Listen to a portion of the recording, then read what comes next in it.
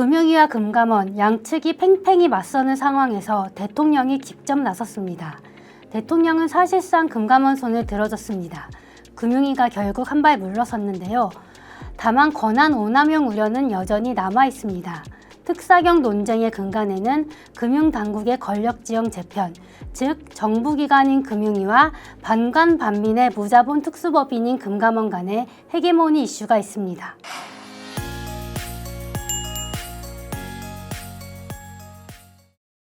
수사권은 아무에게나 주어지는 권한이 아닙니다. 감독권을 가진 기관에 수사권까지 주는 건 결코 가벼운 결정이 아니죠. 그렇지 않아도 힘이 센데 수사권까지 부여한다면 권한 남용 우려가 나오는 게 어찌 보면 당연합니다.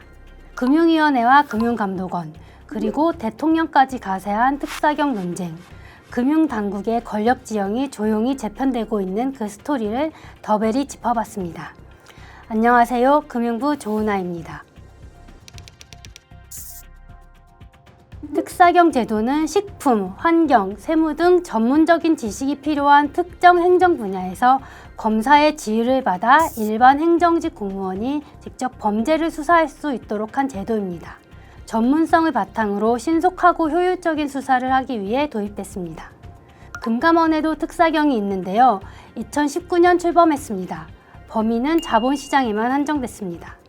주가 조작이나 미공개 정보 이용 등 자본시장 불공정 거래 수사를 목적으로 하고 있습니다. 금감원 특사경의 강점은 분명합니다.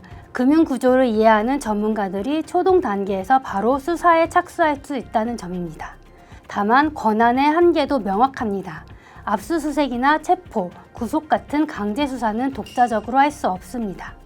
영장이 필요한 단계부터는 검찰 판단에 의존해야 합니다. 수사를 시작할 수는 있지만 끝까지 책임지는 구조는 아니라는 얘기죠. 갈등의 불씨는 지난해 10월 붙었습니다. 당시 이찬진 금감원장이 국회에서 금감원 특사경에 인지수사권을 부여해야 한다고 공개적으로 요구한 겁니다. 최근 금감원은 특사경 활용도 재고 방안도 금융위에 전달했습니다. 인지수사권이란 고소고발이 없어도 범죄 혐의를 인지하면 즉시 수사에 착수할 수 있는 권한입니다. 금감원은 불공정 거래는 타이밍이 생명인데 지금 구조로는 수사에 골든타임을 놓칠 수 있다라는 입장을 보이고 있습니다. 여기에 더해 자본시장 외에도 금융회사 검사, 회계감리, 불법 사금융 대응을 전담하는 별도 특사경까지 도입하자고 제안했습니다. 기존에도 인지수사권 부여나 특사경의 범위 확대에 대해 부정적이던 금융위는 당연히 반발했습니다. 민간인 신분인 금감원에 전방위 수사권을 부여할 경우 오남용 소지가 크다는 게 금융위 입장입니다. 이미 감독 권한도 막강한데 수사권까지 갖게 되면 견제장치가 무너질 수 있다는 우려입니다. 특히 금감원은 정부기관이 아닌 반관반민의 무자본 특수법인입니다. 국가 예산으로 운영되는 곳이 아니라 금융회사들의 분담금으로 굴러가고 있습니다. 공공기관 지정도 되지 않은 공직 유관단체, 참 애매한 정체성이 근본적인 문제입니다. 특사경 논쟁의 근간에는 금융당국의 권력지형 재편, 즉 정부기관인 금융위와 반관반민 조직인 금감원 간의 헤게모니 이슈가 있습니다. 양측이 팽팽히 맞서는 상황에서 대통령이 직접 나섰습니다. 지난달 27일 국무회의에서 인지수사를 못하게 하면 어떻게 하느냐고 언급하며 사실상 금감원의 소를 들어줬는데요. 금감원만 검사 승인을 받도록 제안한 건 부당하다며 제도 개선을 지시하기도 했습니다. 대통령이 불법 사금융 척결에 강한 의지를 갖고 있다는 점, 그리고 과거 경기도지사 시절 특사경을 적극 활용했던 경험이 이번 판단에 영향을 미쳤다는 분석이 나옵니다. 결국 양측이 하루 만에 절충안을 찾았습니다. 자본시장 불공정 거래에 대해 금감원 특사경이 인지수사를 할 수 있도록 합의했습니다. 또 자본시장 외에도 민생침해 범죄 중 불법 사금융에 한해서는 특사경이 도입될 예정입니다. 이억원 금융위원장은 환경이 달라졌고 신속한 대응을 하기 위한 측면에서 필요성이 인정된다고 한 발 물러섰습니다. 다만 그 외 영역으로 특사경을 확대하는 데에는 선을 그었습니다. 그렇지 않아도 금감원을 무서워하는 금융회사 입장에선 반가울 리 없습니다. 인지수사권이 도입되면 어디까지 또 어떤 절차로 행사될지가 핵심인데요. 명확한 기준이 필요하다는 의견이 많습니다.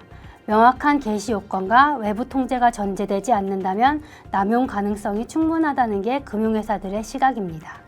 특히 금감원이 수사기관의 성격을 띠게 되면 금융회사의 경영 행태가 위축될 수 있다는 우려 역시 나오고 있습니다.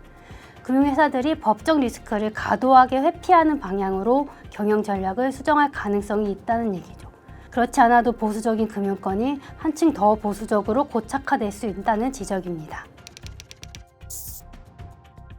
양측이 한 발 물러섰지만 문제가 다 끝난 건 아닙니다. 권한 오남용 우려는 여전히 남아 있습니다. 금감원은 외부 전문가가 참여하는 수사심의위원회 설치 등 통제 장치를 제안했지만 실효성은 아직 검증되지 않았습니다. 결국 핵심은 하나입니다. 누가 수사하느냐보다 어떻게 통제하느냐입니다. 금융범죄는 점점 더 정교해지고 수사는 더 빨라져야 하는 시대입니다. 하지만 권한이 커질수록 통제 장치 역시 함께 강화돼야 합니다. 금감원 특사경 논란은 금융감독과 수사의 경계가 어디까지여야 하는지를 묻는 문제이기도 합니다. 그 균형이 어디까지 허용돼야 할지 질문은 아직 남아 있습니다.